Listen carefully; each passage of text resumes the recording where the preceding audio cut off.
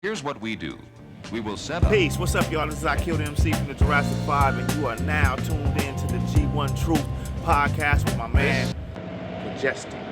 Hold on to this feeling.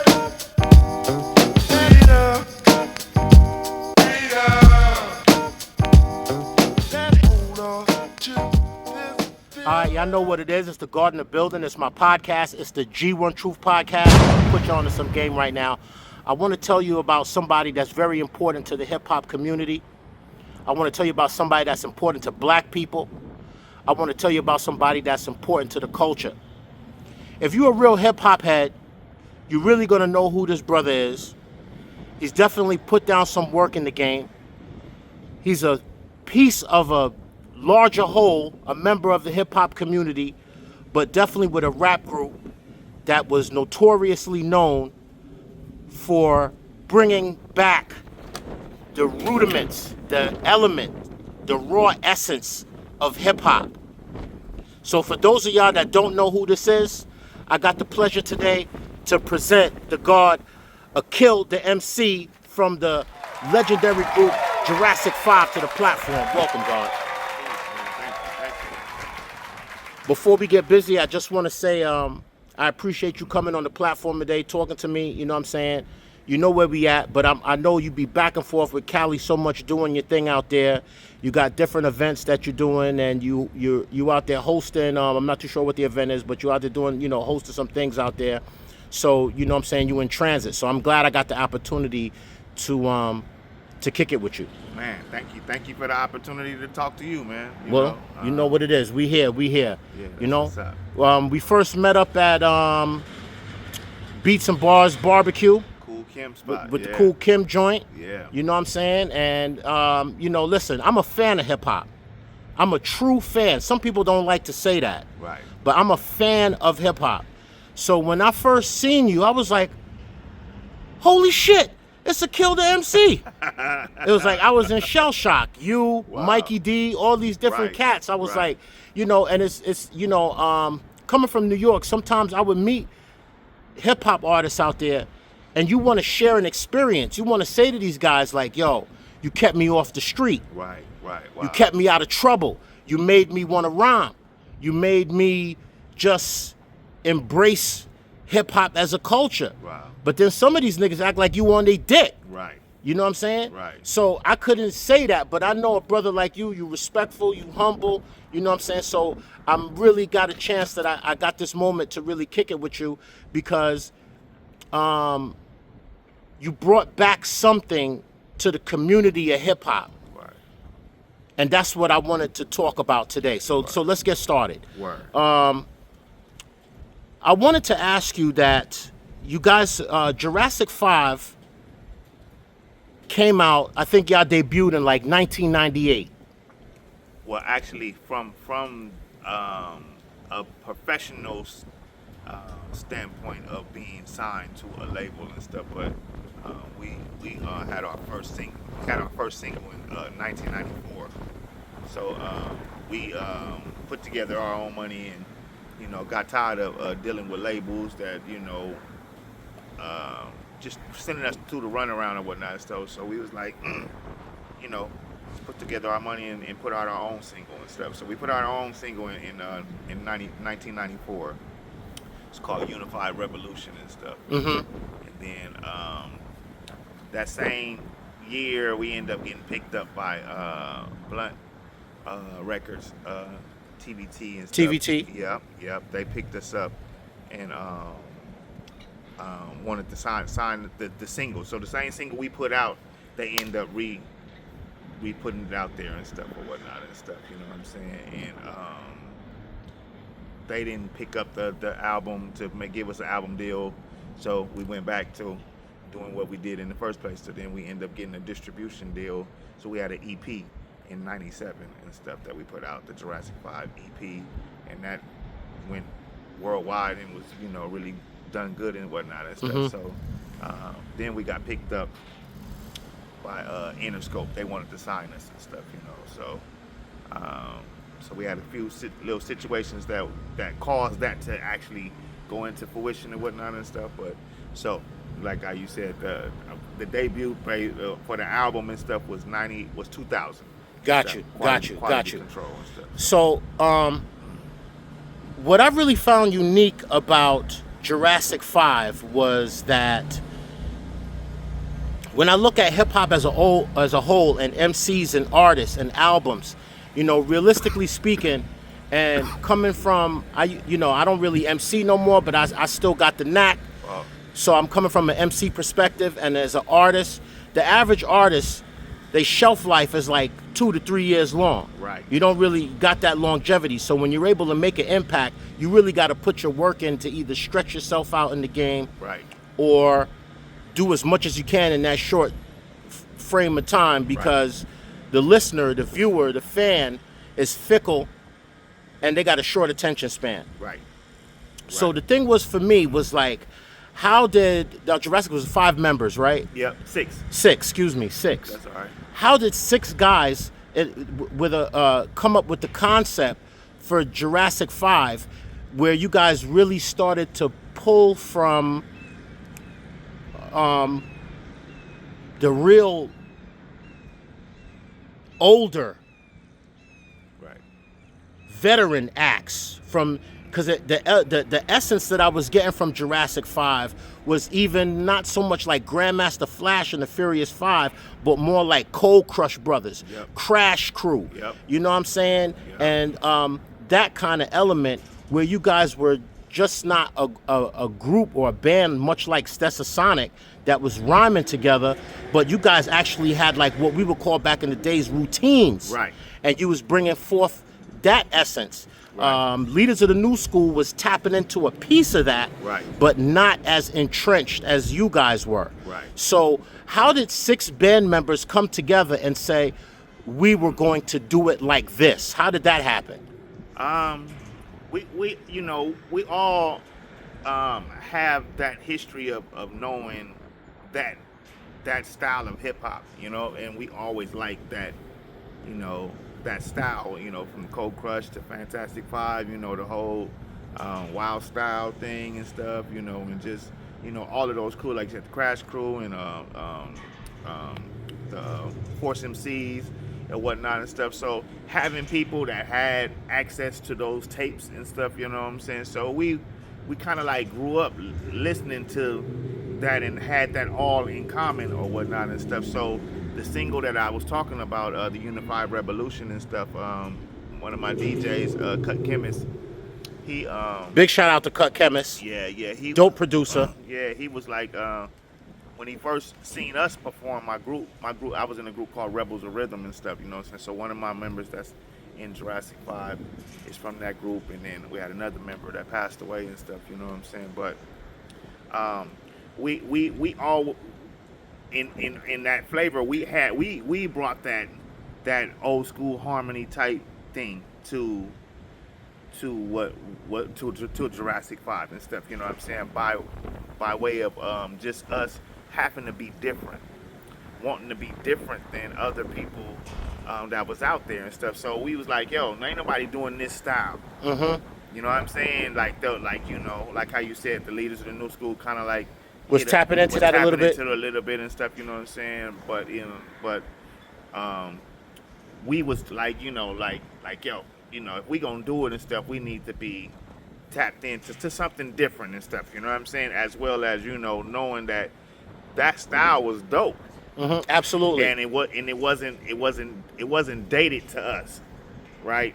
So, and then bringing it in a new style or whatnot and stuff. So we tapped in. So we was doing that, and we got down at this spot called The Good Life and stuff, right?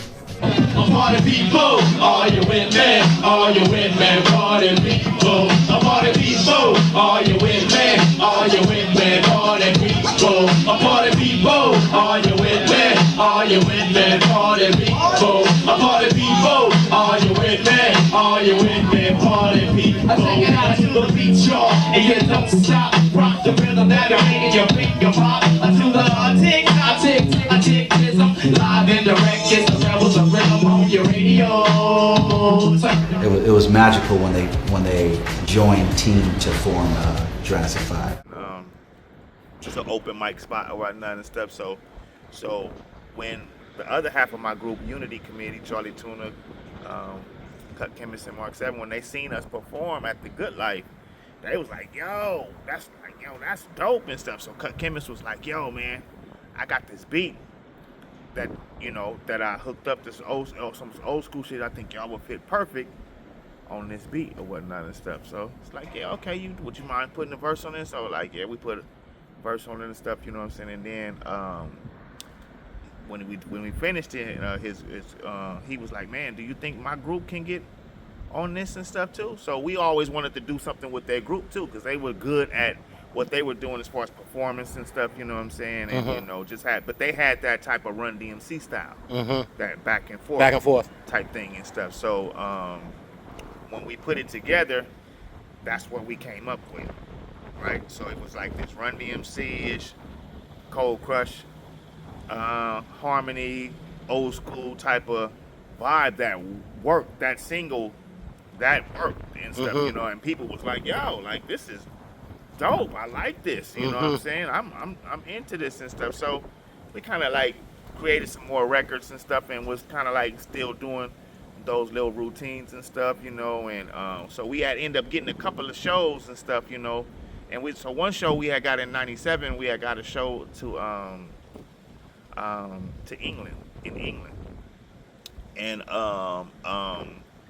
we ran into Grandmaster Cass. Big shout out to Grandmaster Cass. Dada Rock, rest in peace. Charlie Chase and Special K and stuff. So they was a super group and stuff for this festival or whatnot and stuff, you know what I'm saying? But they gave us the green light to push that what we were doing, because they was like, yo, y'all remind us of this, that, you know what I'm saying? And so they really gave us that green light to go with it and stuff. So we was like, all right, so we still kept pushing with that style and stuff. So so what the question you were asking and stuff, how did we all had that in common? That frame of mind, that thinking. Yeah, exactly. I thought it was a super dope concept because, me being from Brooklyn, New York, you gotta be really tapped into hip hop to know what was dope and what wasn't. Because if you didn't, you just was gonna go by whatever you was gonna see on the one-eye monster that we call a television. Yep. You know what I'm saying?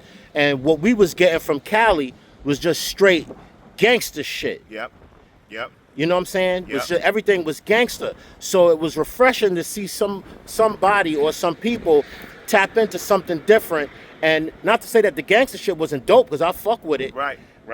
But it was just different. It was different. It was just different, and especially like you saying, coming from California, you automatically thinking that anything coming out of there is gonna be, stemming from the gangster. Yeah, because at first I really thought you guys were more coming from the Bay Area with it. Yeah. And it wasn't that. No, it wasn't even because that, I was more tapped into like Casual, Del the Funky Homo Sapien, Souls of Mischief. Yeah, big up.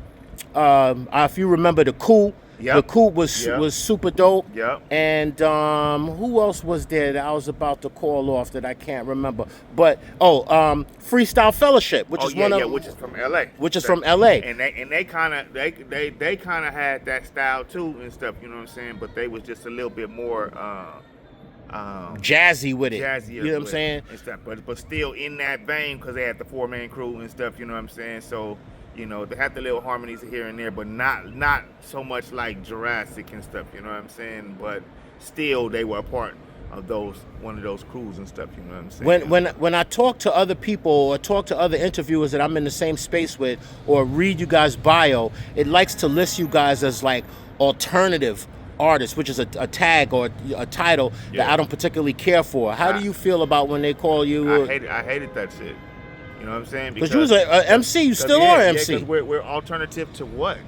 You know what I'm saying? It's like, we're doing core hip hop shit and stuff. You know what I'm saying? Like, we're not alternative to nothing and stuff. You know what I'm saying? We doing strictly what hip hop was all about from the core of it and stuff. You know what I mean? So so when people would say that, and I was like, man, I hated that shit and stuff. I think that you guys end up having some good success, especially with the track y'all did. I think it was called Golden. Oh yeah, What's Golden? Definitely. What's Golden was dope. Definitely. But my particular favorites, what I noticed is like on the other cuts, and I'm such a fan that I can't even remember the names right now. So it's just good to see you. You know what I'm saying? Uh-huh. But I like shit that was beat heavy. Yeah. So Golden was a dope track, but the other songs was you could hear the drums. You know, Right. Everything was very boom bap beat heavy. Right. So I was definitely feeling that. And then you guys were like signed to. You guys moved from the TVT, right? Yep. To Interscope. Yep. So how did that transition kind of take place? Like I said, And was it a better move? They didn't want to exercise the album to do an album and stuff. You know what I'm saying? It was a good move. You know, big up to my man Chappie. Excuse me.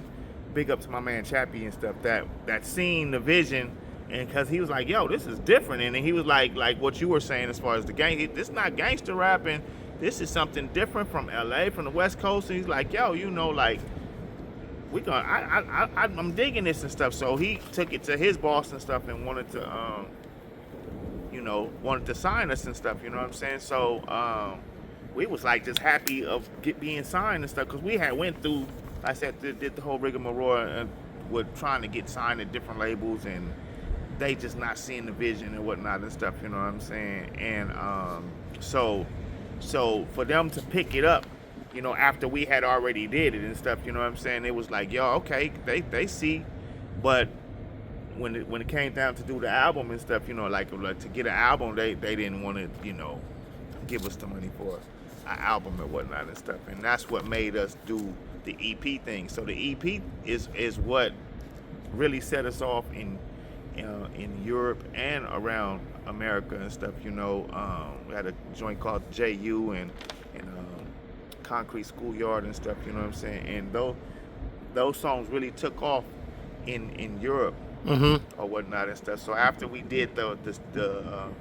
hip hop thing with Kaz and them was there and stuff, you know what I'm saying? Then that next year, when we did the event, it was hip hoppers from all over Europe at this particular event and stuff, you know what I'm saying? So so they wanted to do a tour and stuff. So we did a tour and we traveled all over Europe and stuff, you know what I'm saying? Because we had highlighted what we did and stuff and was able to showcase who we are and what we do and stuff, you know what I'm saying? Not only that, Europeans, you know what I'm saying? Unfortunately, I hate to put this out there like that. We, as black folk, we have a tendency to look at what we do that comes so organically, it becomes passé so fast because we're creating this in real time and moving, whereas in Europe, they was really honing into the culture, studying it like it was college or a university, and really like cherishing the craft. So I could only imagine that as a group that has a particular focus on the nostalgia of hip hop, Europeans was really tapped into that. Yeah. So and they was really feeling us and stuff, you know. So when the whole Biggie and Tupac thing happened and stuff, you know, those people was not tapped into that particular demographic of hip hop and stuff, you know what I'm saying? They was like, it lost that they were lost. We're lost and stuff, you know. So they like, what is this? I don't know. So, but prior to that, they grew up off the same hip hop that we grew up off of. But when hip hop started changing, you know, you got the bling bling type era, puffy type, you know, that type. And all of that thing. started happening. All that started happening and stuff, you know what I'm saying? And then the violence, you know. So people was like, I'm cool with this. But once they heard Jurassic 5, they like, oh, this reminds me of the hip hop that I grew up, that I've been accustomed to all the time. So this is what made them get back into that and stuff. And so they really took hold to it, you know, in Europe and stuff, you know, to us, because we were representatives of that and stuff. We didn't sound like the whole original Cali stuff that, you know, sound like gangster rap or whatnot and stuff. So they took to us. Stuff. So this is what made Europe really, you know, hone into Jurassic. Definitely. Stuff, you know? And so we did tours, you know, all over Europe and stuff. You know what I'm saying? You guys eventually had like a good, what, I'm gonna say, I think it was a 4-album run, and I can't call off the names right now, but you guys put out like at least about four solid albums. It was three albums, and then one was the EP. That I told you. The one from 95. From 97. From 97. Yeah. And that went all the way up to, I think, what, 2013? Was it 2013? No, 2005. Okay. 2005, 2006 and stuff, you know what I'm saying, with Feedback. Feedback was the last album. So we had Quality Control, Power and Numbers, and then Feedback and stuff, you know. So that ended like about 2006 and stuff, you know. I think that right when y'all was at what we, as a fan, what we was looking at as a sweet spot in you guys' career, there started to be, I don't know if I'm using the right word when I say like turmoil, but I think it may have started with Cut Chemist. He kind of wanted to start focusing on like his own stuff, solo projects. Right. How did you personally feel about, you know, that kind of dynamic? You know, we the blessing is we had 2 DJs and stuff, right? So, you know, we were still able to get things done and stuff, you know. But he was a part of the original, you know, sound and crew and stuff. You know what I'm saying? Like, you know, I tell people all the time, like he had a tape, and all of that had beats on it. It was a beat tape and stuff, and everything that he did for Jurassic 5 came from this one tape.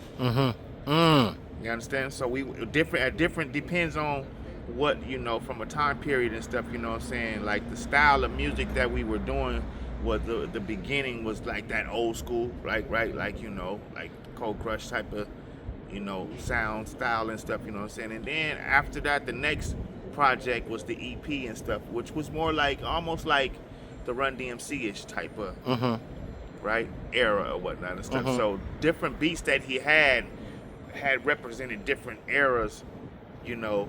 So then the when we did Quality Control and stuff, you know what I'm saying, then that was like, you know, more like, you know, late 80s type of feel. Definitely. Type of feel or whatnot and stuff. And then when we did Power and Numbers and stuff, you know what I'm saying, he had a track on there that sounded like, ooh, this sound like some fast rap stuff, like, you know what I'm saying. So like we still in the 80s and stuff, you know what I'm saying, but we like thinking of Big Daddy Kane and stuff. And then we run into Percy P.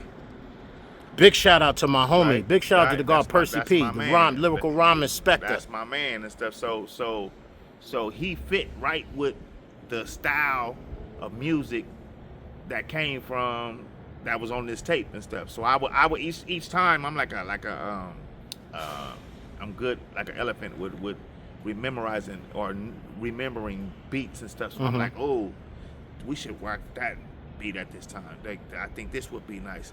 I think this would be. So each year that we working on stuff, you know what I'm saying, I would grab different pieces of that's on that tape and stuff. So once he left, that tape had ran out.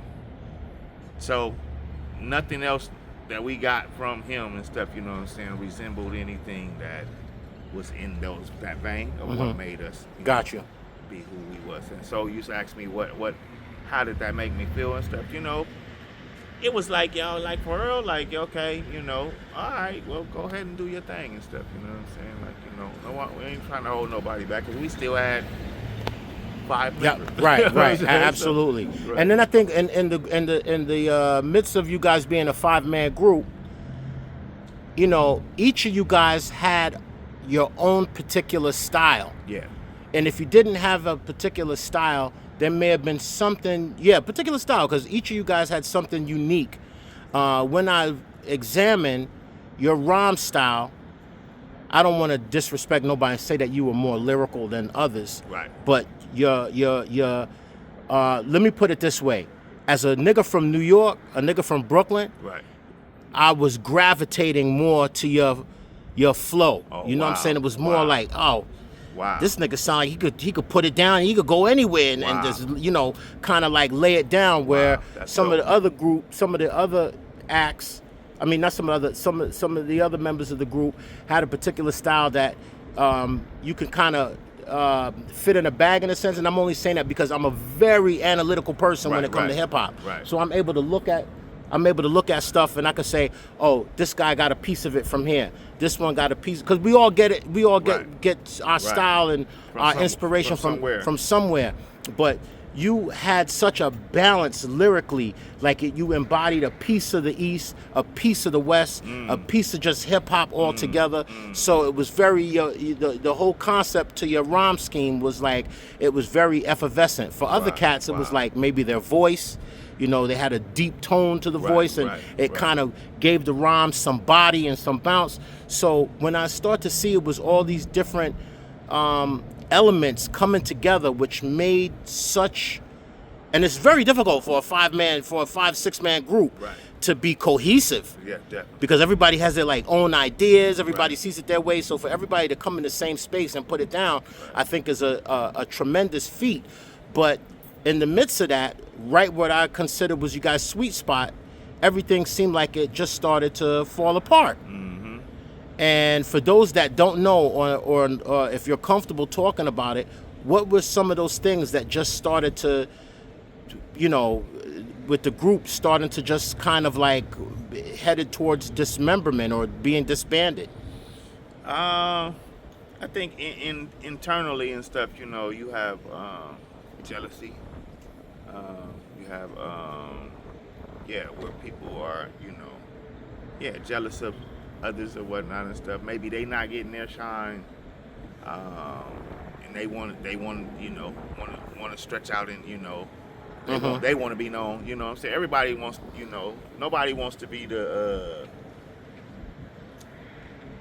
that guy in the group that nobody really like. You know what I'm saying? Everybody like, man, what made him be in the group and stuff, you know, particularly. How he get there, that type of thing. Exactly, and stuff, you know. So that those particular things and stuff, you know what I'm saying? And then, you know, from musically and stuff, you know, you trying to have some type of understanding with where you want to go with it at and stuff, you know what I'm saying? Like for me, like, you know, I'm from the hood. I'm from California.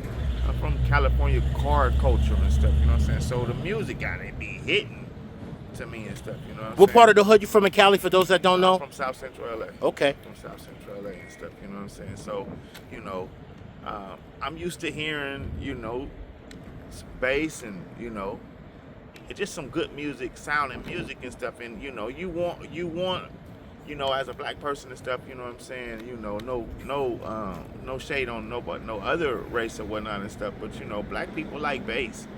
You know what I'm saying? It's a certain type of music that we gravitate towards and stuff, you know what I'm saying? So whether it's, you know, gangster rap or even just straight hip hop, it's like still like something that's just like, yo, this bump, right? You know, so for me, I was always looking for, you know, something that you know, my homeboys, well, I want my friends to ride up playing my music. That really never happened. You know what I'm saying? Like, yo, my friends, I got friends that, you know, they like Jurassic Five, they love, you know what I'm saying, what we were doing and stuff, you know what I'm saying, but they ain't really pump your shit like that. They wasn't pumping our shit like that, you know what I'm saying? So, you know, so for me, that was just for me, speaking for me, like, I'm like, I had to, you know, so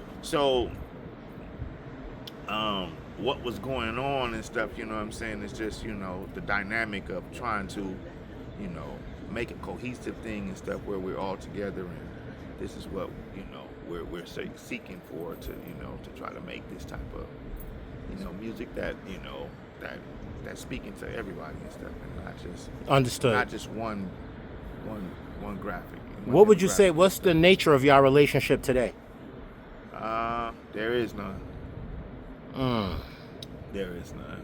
You know, it's it's a sad situation. Yeah, you know, in hip hop, man, that's one of the saddest things to hear, because when we look at artists and we seeing you guys on TV or seeing you guys on a show, and knowing that this is such an organic thing, you know, we have a tendency to believe you guys are coming up from this sandbox together, and you guys are close friends and best friends, and you know, there's such a chemistry that it could be looked at as something that's inseparable. And as we got older in the hip hop culture, we started seeing groups feeling like they were getting jerked. Like at one point, when EPMD split up, Right. that was a tear jerker. Right. To read that in the Source magazine, like E didn't want nothing to do with PMD. It was a money situation. It was this, and you started seeing things like that happen more and more. And then being tapped into the industry, you start to hear it more behind the scenes that this person got beef with this person, and it just kind of took off. So it's sad to hear that you guys really don't have that relationship anymore. Yeah, man. You know, I'm from I play team sports and stuff, you know. So for me, I've always been a team player. You know, I can't say that for everyone and stuff, you know what I'm saying? And, you know, I've been a part of groups, rap groups, breakdancing groups, you know, social community groups and stuff. And it's always somebody in the group that don't play team sports with everyone. So, you know, and even with on a team and stuff, you know what I'm saying, you still got those hot dogs and stuff, you know what I'm saying, somebody that just wanted to spot them or whatnot and stuff. I'm just using this to springboard my next situation or whatever.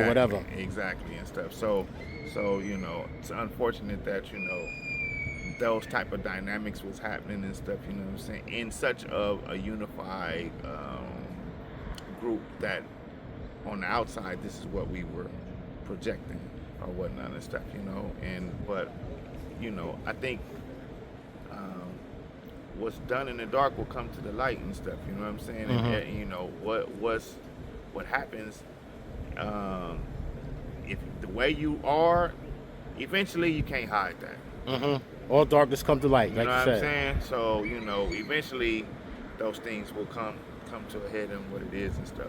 And and so that's basically, you know, what happened and stuff, you know, just people being unable to have some type of unified forefront. Yeah, it really is sad to hear, more so than the breakup, but it's equally sad to hear if you guys still can't maintain the friendship or the relationship that you guys should have. But nevertheless, that really didn't stop your grind or your campaign whatsoever. And one of the reasons that I had to have you on the platform is because you reminded me of another artist, but more on the production side of things, which was like Jay Dilla. And how when Jay Dilla started to be involved in different projects with different artists and then coming together to do all these different kind of collaborations and then realizing that he's not getting the respect that he deserves and it wasn't kind of working out the way that he saw it, not as a person coming from a selfish perspective, but more like a collaborative effort.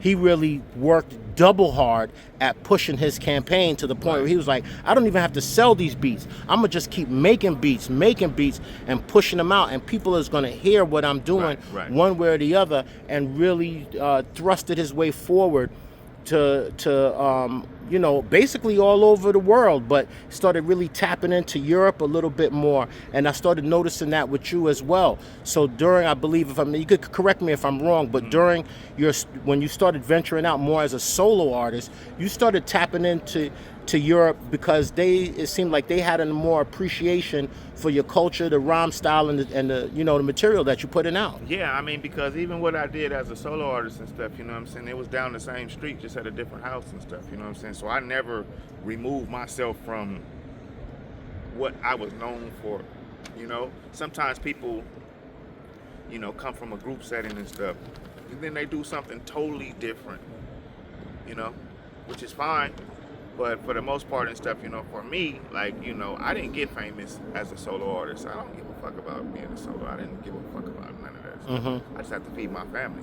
That's right. In a situation where there wasn't a group anymore and stuff. So for me, it was about me feeding my family and taking care of what I needed to take care of and stuff. At the same time, I love the music and stuff. I love doing this regardless and stuff. So I would be doing this if I was in a group or not. I would still be doing this and stuff, you know. So me being able to do what I do and have a platform, especially in Europe and stuff where people knew. And you know, like I wrote a lot of the choruses for Jurassic 5 and stuff, you know what I'm saying? So I did a lot of leg work and stuff, you know. So one of the songs that's really popular in Europe is a song called Concrete Schoolyard. Let's take it back to the concrete streets. Original Eastman field lot of seas. Playground tactics, a rabbit in a hat tricks. It's that classic, Jurassic. Right, so that's like that's one of our most popular songs, you know, in Europe and stuff, you know, especially England and Australia and whatnot and stuff. And I wrote that. So I had to, you know, in me doing what I do, I had to connect with what I'd done to those people that appreciate Absolutely. that and stuff, you know what I mean? Absolutely. So it was easy for me to, you know, to connect and doing shows and stuff. I start off a lot of the rhymes and stuff. So for me doing shows, it was just it was a no-brainer and stuff, you know. I do beats and stuff, you know. Yeah, you do a lot of work now. Yeah. You know, you're putting out a lot of projects as a solo artist, a songwriter, producer, MC. So you really got your hands in the game. You're still deeply entrenched to the culture right now. And I was always doing that and stuff, you know what I'm saying? And I heard some of your beats the other day. I was like, Word. this is Akil? He was like, yeah, this is Akil. Kim was like, this is Akil. And I was like, I was mesmerized. Wow, that's dope. That's dope, you know what I'm saying? I appreciate that. So I respect your beat game for sure. And it was something that I came across that was like, it was unexpected. Wow. So you had joints that you put out going back to 2011. You had a Signal, One for the Money. Yeah. You know, and then forward in 2023, you had an album, Soundcheck. Yes. And you released some singles off of that joint. Yes. You know what I'm saying? Yeah. No. The One for the Money that was like really signature like hip hop stuff. You know what I'm saying? So you know, and it fit right in where people know me from. So you know, like I said, most time people leave a group or something like that, and you know, then they do their next single or whatever they do. It has nothing to do with, you know, historically with what they're known for and stuff, or even, you know, just sound wise, or you know, leaving the door open for you to, this is where this came from, and you know, and you can see the connection and stuff. You know what I'm saying? So that One for the Money, that definitely was like, yo, this is connected to tapped in and stuff. You know, I did the track and stuff. You know what I'm saying? And so it's like, oh yeah, this is tight and stuff. And then, you know, the sound check and stuff. The sound check, you know, that particular project and stuff, you know, was based on, you know, when you first do something and stuff, if you're going to do a show and stuff, you know what I'm saying, then you got a sound check.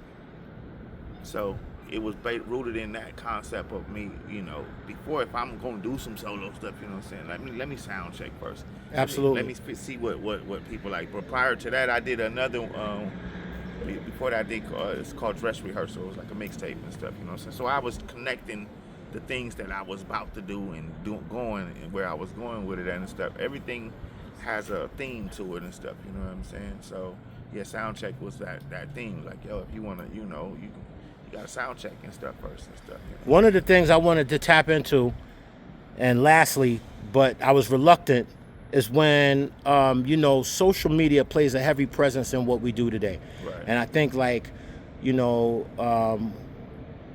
when I'm first started listening to hip hop, or when you first started to emerge as an artist, I'm not, the internet was there, but it wasn't as relevant or right definitely not, and even in terms of stuff like commerce or anything, you know what I'm saying? Right. But when I'm starting to see you emerge more on the side of social media, it's constantly, for at least a period. I'm not so much if it's more like this now, but there was a point where it was like this big conspiracy about you being associated Tupac, or you were actually Tupac, and you had people out there that was like, yo, this is really Tupac. Right. Was that annoying to you, or how did you feel about that? It's very annoying. It's very annoying and stuff, you know, because just imagine, you know, somebody telling you that you're not who you are. You know what I mean? And all the things that you've done in your life, that you work to be who you are and stuff, you know what I'm saying, to present yourself who you are, and then somebody saying, no, that's not you. you know, you're somebody else and stuff. So you're erasing everything that I did and stuff, you know what I'm saying? So, you know, who I am has to die to someone in order for their fantasy to live, right? You know what I'm saying? Yeah, that's crazy. So that's annoying. That was very annoying and stuff, you know. So then you have people, man, just it's gonna go away. Don't worry, don't worry about it. Don't even address it and stuff, you know. And I was like, yeah, you can say that, but these people really believe this. Yeah, social media was very insistent on you being Tupac. Yes. So, you know, To feed the dream that Tupac we didn't lose him. Yeah. That he actually didn't pass away and that he's somewhere, you know, walking around on the planet, which is something that I would like to see, but I could definitely say you're not him. Yeah, so to have someone threaten your life, you know, because I've got death threats and stuff, you know, and people, you know, they're looking at you like, you know, like, oh, you are this person and stuff, you know what I'm saying, and so I'm having to think about, like, you know, where I live at. Like you said, now you got the internet and stuff, you know what I'm saying? People find out where you live at. You know, Ain't that hard? That ain't that hard. It was annoying to me and stuff because it's like, yo, you know, I've never had to walk with bodyguards and never had to, you know, worry about my life being, you know, a threat and stuff, you know what I'm saying? But then this come about and I'm like, yo, like, Yeah, because as much as Tupac had fans, he had enemies. Exactly. So for me to have to take on somebody else's beef now and stuff, that's annoying. Cause I never had beef with anybody in the first place and stuff. I'm pretty much a liked person worldwide. So when that happened and stuff, you know, I think I seen a text, somebody comment and stuff, and they was like, yo, yeah, we're gonna invite him to do a show, but we're just gonna get his DNA and stuff. And I was like, oh my God. Yeah, man, that's a whole nother level. It's like, yo, you know what I'm saying? So now I'm thinking all the places that I done been all around the world by myself.